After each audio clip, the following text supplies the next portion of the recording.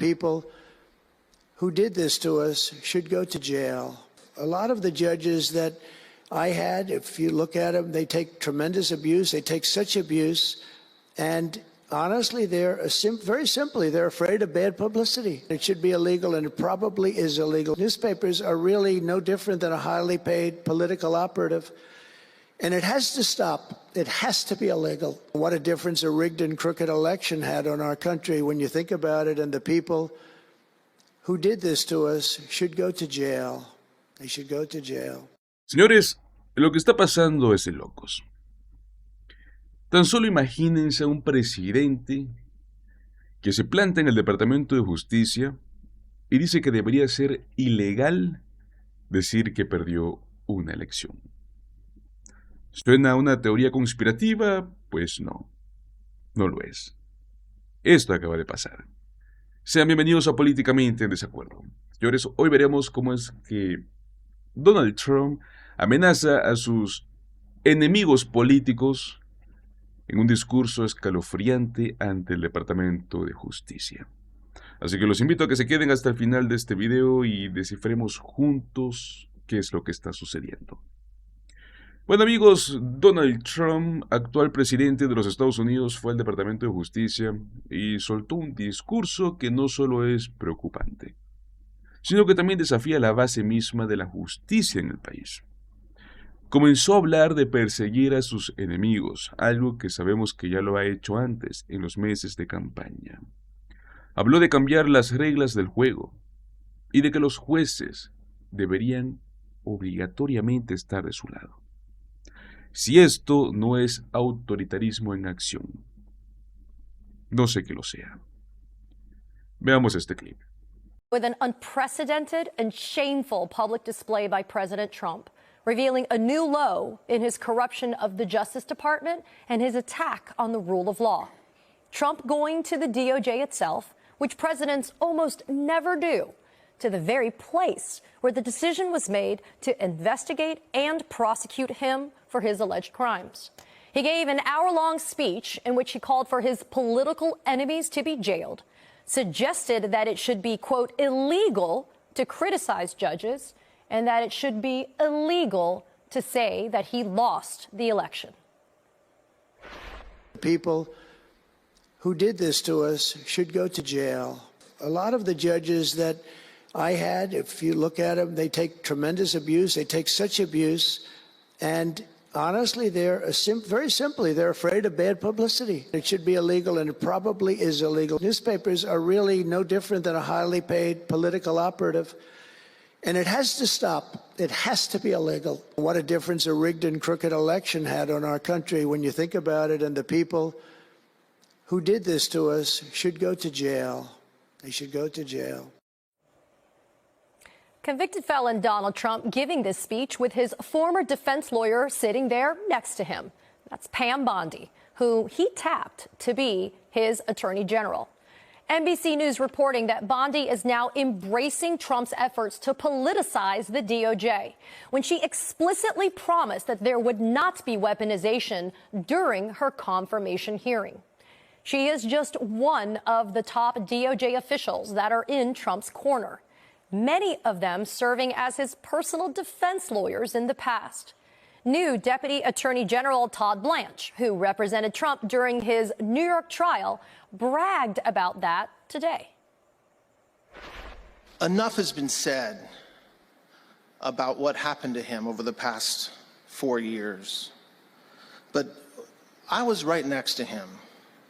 I stood next to him making that very stern, mean face that you saw. He was a complete inspiration to me personally. Just wanted to fact check the reality that Blanche lost that trial. Trump is subverting decades of tradition, which the DOJ is nonpartisan. Officials there work for the United States. They do not work for the president. But so far, installing his loyalists has not helped Trump in court, facing far more losses than wins so far. Take a look at these from the last 3 weeks as judges are pushing back against Trump's legally murky agenda.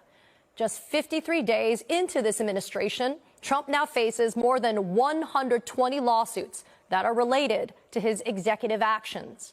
This week alone, we've seen 8 losses to just 1 win in court.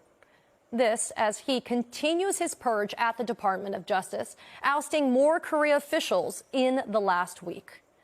Joining me now is Alexis Loeb, former DOJ prosecutor who worked on January 6 cases, and Barrett Berger, a former federal prosecutor with the SDNY. My thanks to both of you for getting us started this evening. Alexis, I want to start with you. Trump called himself the chief law enforcement officer today, but he made it clear that he intends on prosecuting and punishing whom he deems to be his political enemies.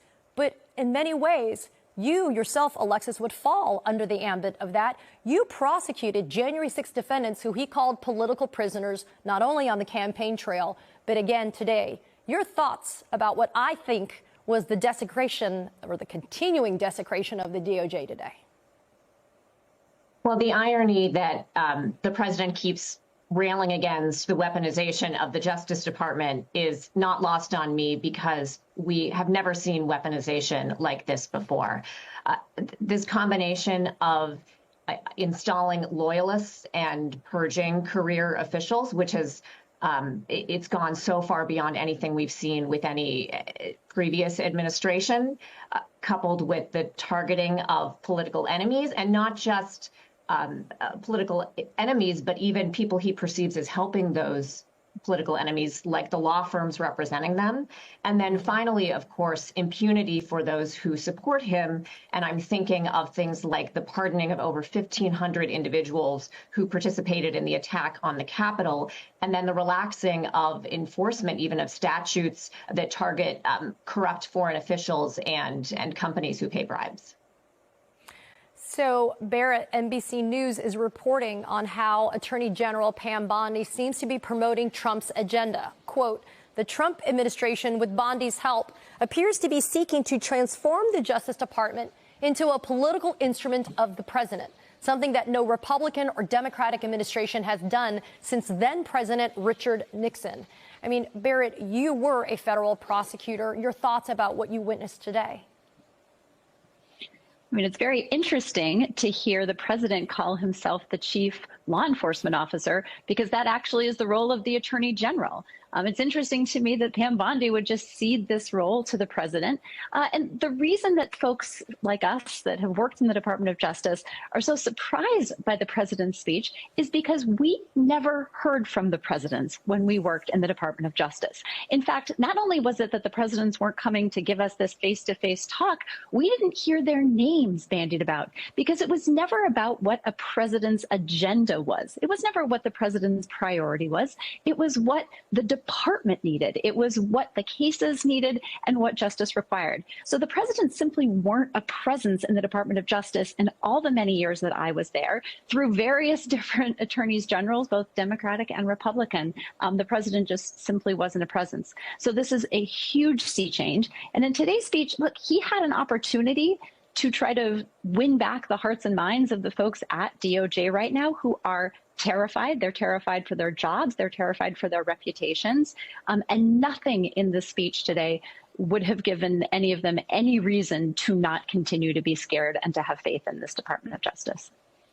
I mean, Alexis, Trump's FBI director has been accused of having a, quote, enemies list. We're talking about Kash Patel there, but Attorney General Bondi maintains that this won't happen. Take a listen. It's not an enemies list. That is a total mischaracterization. There will never be an enemies list within the Department of Justice.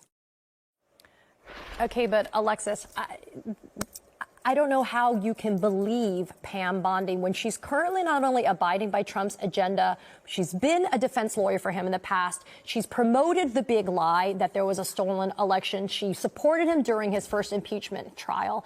And now she stands there silently while he attacks the rule of law. And I think if you look even just at one office, the DC U.S. Attorney's Office, you see that the targeting of enemies in this administration, unfortunately, is alive and well. I'm thinking of the demotion of senior prosecutors who worked on causes that the administration doesn't support. These are senior prosecutors with expertise in violent crime, national security, the kinds of things the administration says are its priorities, were moved to the office's misdemeanor units. And of course, over 15 prosecutors from that office were just outright fired, removing them from jobs where their day-to-day jobs were prosecuting public safety in Washington, D.C., something else that the administration says were its priorities. And we're seeing the same thing across the Department of Justice, where offices that have never been political are finding the people who head them up removed. I'm thinking of senior leaders in the National Security Division who have expertise in areas like the FISA statute and foreign surveillance, the kinds of expertise that it takes years to build. And these are positions that are not political positions. Those folks have found themselves reassigned or out of jobs. Same with in the antitrust division, people who prosecute price fixing, something that usually is prosecuted from administration to administration, also reassigned.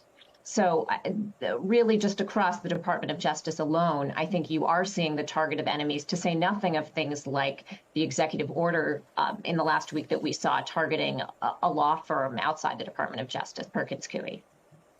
Barrett, it makes you kind of wonder when you hear Alexis reel off all of the personnel and staffing changes that are happening, and they're substantive cuts. These are not just we're kind of trimming the fat. These are substantive cuts that affect the prosecutions of serious crimes across the country. You're seeing that Trump now has a massive losing record in court, losing more than he's winning in the courts. Look at all of these losses from the past 3 weeks. Barrett, I got to ask, does this mean, though, that the rule of law is actually holding the line when we see that Trump is losing so much? I mean, it does seem that the court system is working. I would put an asterisk by that, though, because a lot of these are sort of temporary decisions. So for a lot of these decisions that we've seen, the courts are not actually ruling on the ultimate issue. They're ruling on the process or the procedure. For example, we saw this on, the 2 rulings that came out this week about the firing of numbers and thousands of probationary employees. The courts, 2 different district courts said, you can't do this in the way they did it. They bypass certain procedures, and that in itself is not legal. They weren't actually ruling on the ultimate issue. And I think that's been a consistent theme through a lot of these early decisions that we've seen. It will be interesting to see if the justice system, actually continues to have these guardrails once courts start ruling finally on the ultimate issue here. But I do think it's interesting to your earlier point about, for a president that gets there and at DOJ today is talking about he is going to be the president of law and order, when he's taking the sledgehammer to the Department of Justice, firing so many people that actually have to bring the cases. You can't be the president of law and order unless you actually have people working for the Department of Justice to prosecute those cases. So those really do seem like inconsistent goals.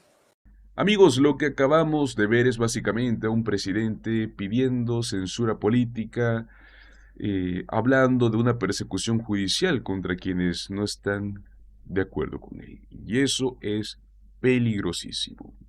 Pero bueno, vamos por partes, ¿no? Quiere criminalizar a la oposición.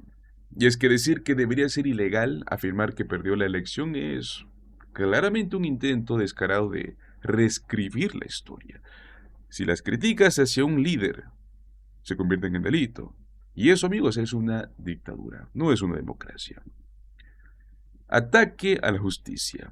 Él no solo cuestiona el sistema judicial, sino que también está intentando manipularlo para que jueces y fiscales actúen según sus intereses. Y esto es de los pasos más clásicos en un régimen autoritario: desmantelar el poder judicial independiente y convertirlo en un arma de venganza política. Y bueno, la purga del Departamento de Justicia, ¿no? Como lo mencionó el periodista en ese video. Donald Trump ha despedido a fiscales y a jueces, a trabajadores federales, todos los que no son leales, y ha puesto en su lugar a personas que sí lo son. Esto no es un simple cambio de administración, es una purga ideológica para asegurarse de que la ley funcione a su favor. Ahora bien, imagino que en los comentarios algunos saldrán a decirme, pero Biden también tiene fiscales que estaban de su lado, ¿no? Y eso yo te respondo. Una cosa es que un presidente tenga fiscales con una visión de país similar a la suya, o que tenga un gabinete que piense igual que él. Y otra muy diferente es despedir a todos los que no son leales, solo por eso, y convertir la justicia como una herramienta personal. Lo que se vio en este discurso es una muestra de cómo un líder puede intentar socavar la democracia desde adentro. Si se permite que la justicia se convierta en un arma política, se deja de vivir en un Estado de Derecho. Pero bueno, ahora quiero saber qué opinan ustedes. ¿Creen que esto es un verdadero peligro para la democracia o es solo una retórica política? ¿Debería haber consecuencias para estas declaraciones? Los invito a que me dejen sus opiniones en los comentarios. Muchas gracias por acompañarme hasta el final de este video. Como siempre, si me quieren apoyar, regálame un like, comparte el video con tus amigos y suscríbete a nuestro canal Políticamente en Desacuerdo. Nos vemos en el próximo video. Hasta luego.